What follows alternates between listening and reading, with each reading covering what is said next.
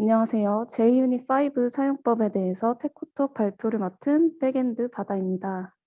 목차는 다음과 같습니다. 먼저 JUnit과 JUnit 5에 대해서 간단히 소개하고 JUnit 5에서 제공하는 기본 어노테이션과 어설션에 대해 자세히 알아본 뒤 마지막으로 코드를 통해 JUnit 4와 JUnit 5의 차이를 확인해 보겠습니다. 단위 테스트를 작성하는 자바 개발자의 93%가 사용하는 JUnit은 자바 8 이상부터 제공하는 단위 테스트 프레임워크입니다.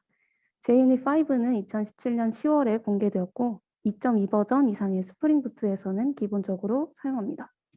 JUnit 4는 하나의 자르 파일로 의존성을 불러와서 다른 라이브러리를 첨부해서 사용하는 구조였는데 JUnit 5부터는 JUnit 5 그 자체로 이렇게 모듈화가 되어 있습니다. 보시면은 플랫폼이 있고 그 위에 주피터와 빈티지를 올릴 수 있는 구조입니다. 셋 다 JUnit 5 세부 모듈이라고 생각하시면 됩니다. 이 중에서 플랫폼은 JUnit으로 작성한 테스트 코드를 실행해주는 런처를 제공합니다.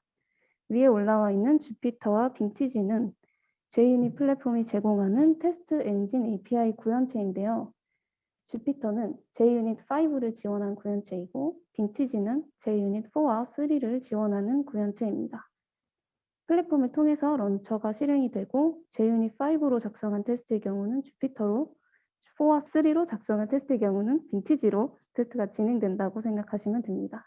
JUnit 5를 시작하는 방법은 두 가지가 있습니다. 앞서 설명드린 것과 같이 스프링부트 2.2 버전 이상 프로젝트라면 기본적으로 JUnit 5 의존성이 추가되기 때문에 바로 사용하시면 되고 그 외의 경우에는 디펜던시에 다음과 같이 JUnit 5 주피터를 추가하고 사용하시면 됩니다. JUnit 5의 구조와 개요에 대해서 간략히 알아봤는데요. 이제 JUnit 5가 어떤 어노테이션들을 제공하는지 자세히 알아보겠습니다. 주피터에서는 테스트와 확장된 기능을 제공하기 위해 여러 가지 어노테이션들을 제공합니다. 먼저 테스트 어노테이션입니다. 테스트 어노테이션은 간단히 테스트 메서드라는 것을 나타내는 어노테이션입니다. 이제 기존 JUnit 4와는 다르게 주피터에서는 이미 이 해당 어노테이션들이 존재하기 때문에 테스트 어노테이션에서는 어떠한 속성도 선언하지 않는다는 특징이 있습니다. 다음은 기존에 제공하던 생명주기 어노테이션들입니다. JUnit 4에서도 제공하던 생명주기 어노테이션은 좀 더 명확한 이름으로 바뀌어서 그대로 제공되는데요.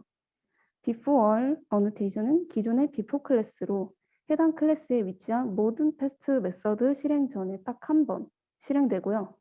after는 기존의 after 클래스로 모든 테스트 메서드 실행 후에 딱 한 번 실행됩니다. before each 어노테이션은 기존의 before 어노테이션으로 해당 클래스에 위치한 모든 테스트 메서드 실행 전에 실행되고 after each는 모든 테스트 메서드 실행 후에 실행됩니다. 그렇다면 before과 before each는 어떻게 다를까요? 두 어노테이션 모두 하나 혹은 여러 개의 테스트 조건을 셋업할 때 사용하지만 하나의 테스트 클래스 안에 여러 개의 테스트가 있는 경우 before each는 여러 번 실행되지만 before는 한 번만 실행됩니다. 그렇기 때문에 테스트가 이 조건들에 대해 어떠한 변경도 하지 않는다. 확신이 있을 때 before를 사용할 수 있고 만약에 테스트가 이 조건들에 영향을 미친다면 매 테스트 실행 때마다 조건들이 초기화될 수 있도록 before each를 사용해 주는 것이 좋겠죠. 테스트를 수행할 수 없는 상황에서 해당 테스트 코드를 주석 처리해서 임시로 문제를 회피한 경험이 있으신가요? 이런 상황에서 disabled annotation을 이용하면 주석 처리 없이 문제를 해결할 수 있습니다. 이 기능은 JUnit4의 이그노와 동일하게 동작하는데요. 다음 코드를 실행하면 이렇게 중단되었다는 사실을 인지할 수 있도록 보여지며 테스트가 실행되지 않습니다.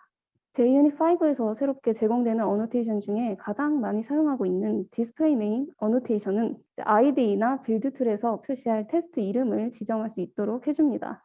기존의 메서드명을 사용할 때는 사용할 수 없었던 공백, 이모지, 특수 문자 등을 모두 지원하고요. 인텔리제이에서 이 단위 테스트를 수행하면 다음과 같이 결과가 출력됩니다.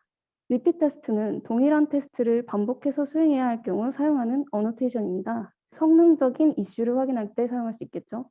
이 리핏 테스트가 제공하는 세 가지 플레이스홀더, 디스플레이 네임, 커런트 레페티션, 토탈 레페티션을 이용하면 각 이터레이션의 디스플레이 네임을 커스텀하게 출력할 수 있습니다. 파라미터라이즈 테스트는 반복적으로 수행해야 할 테스트의 데이터를 정의할 수 있는 어노테이션입니다.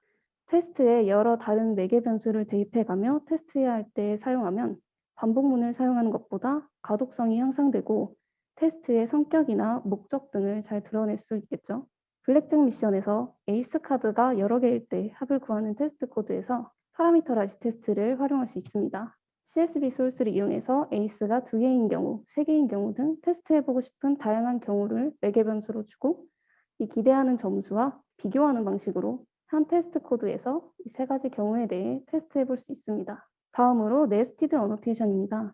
네스티드는 테스트 클래스 안에서 이너 클래스를 정의해 테스트를 계층화할 때 사용하는 어노테이션입니다.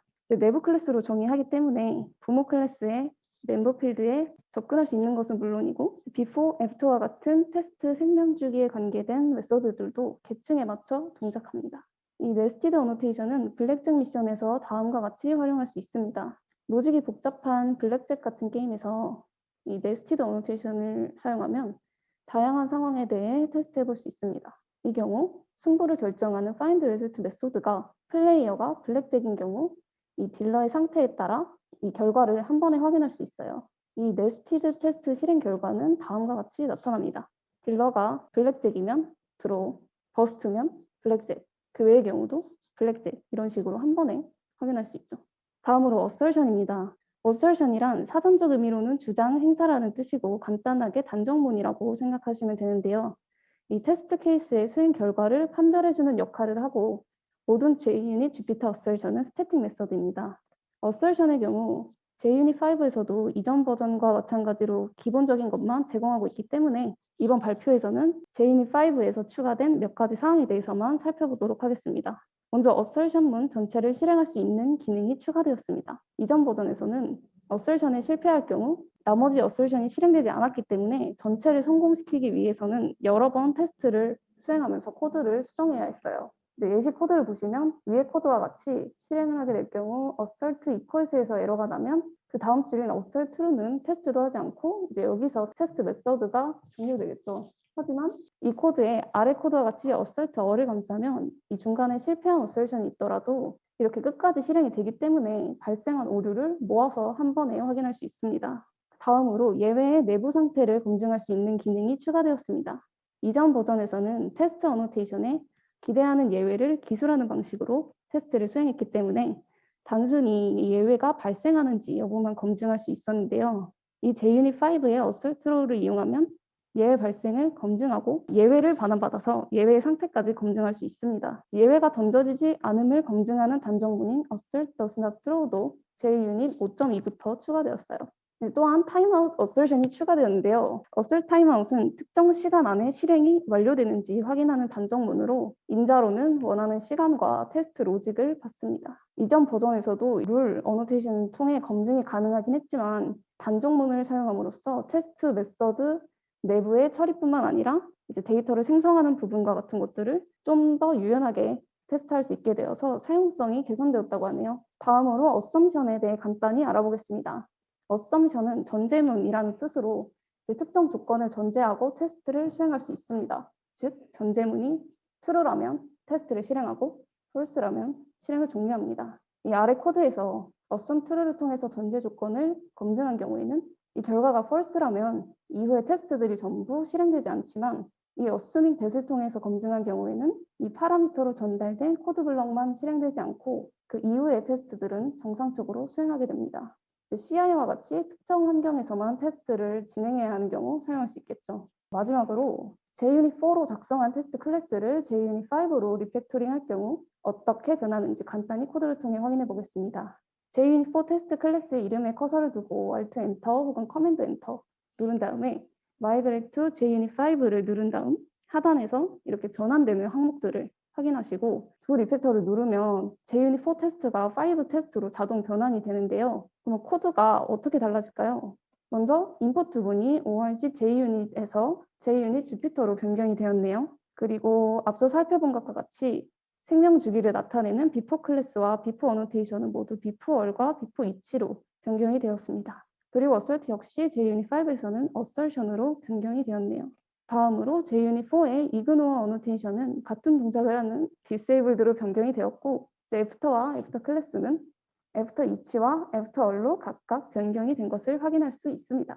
네, 이렇게 JUnit5의 구조와 사용법 그리고 JUnit4에서 어떤 점이 바뀌었는지까지 간단히 설명하는 것으로 발표를 마치겠습니다. 발표에 참고한 자료의 출처이고요. 혹시 발표에서 생략한 어노테이션과 어설션이 더 궁금하신 분들은 첫 번째 링크 JUnit 유저 가이드를 참고하시면 됩니다. 감사합니다.